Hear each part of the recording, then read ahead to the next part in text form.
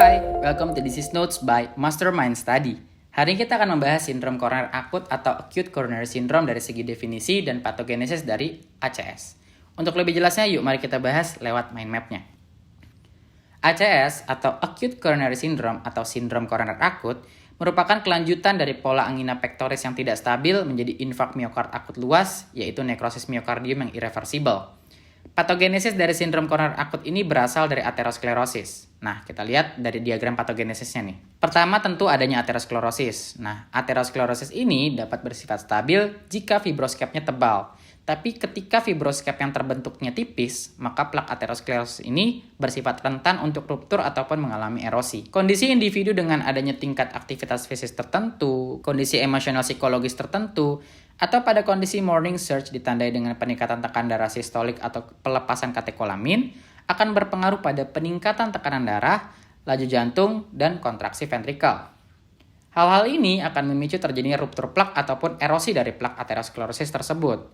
Mekanisme yang paling sering tentunya adalah ruptur plak. Ketika terjadi ruptur atau erosi plak, maka akan terjadi beberapa mekanisme. Yang pertama, adanya perdarahan intraplak yang menurunkan radius dari lumen koroner.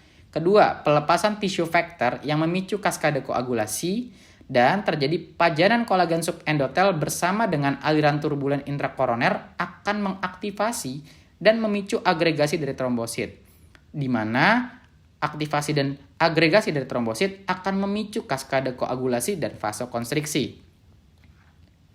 Ruptur atau erosi plak aterosklerosis ini berjalan bersama dengan kondisi pembuluh darah koroner yang sudah dalam kondisi disfungsi endotel sebagai salah satu efek dari aterosklerosis itu sendiri. Disfungsi endotel ini akan menyebabkan satu, penurunan lepasan vasodilator terkait endotel yang memicu terjadinya vasokonstriksi, dan yang kedua adalah penurunan faktor antitrombosis endotel yang bersama dengan seluruh mekanisme lain untuk menyebabkan trombosis koroner.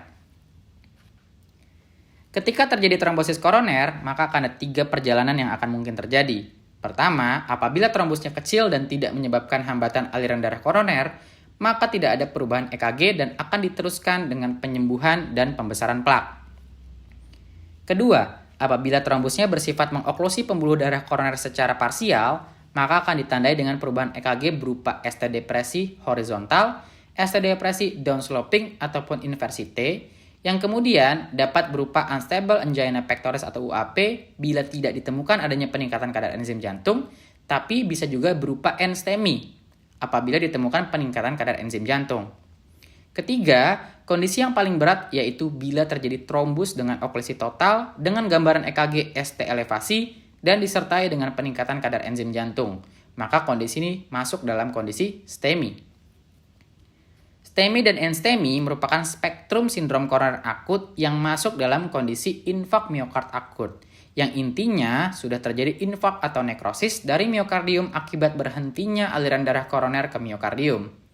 Hal ini ditandai dengan adanya peningkatan kadar enzim jantung yang menandakan telah terjadi kebocoran sel miokardium sehingga terjadi keluarnya enzim jantung dari intrasel dan terdeteksi di dalam darah. Oke, itu merupakan pembahasan mengenai aspek patogenesis dari Acute Coronary Syndrome. Semoga bermanfaat. Thank you and see you next time.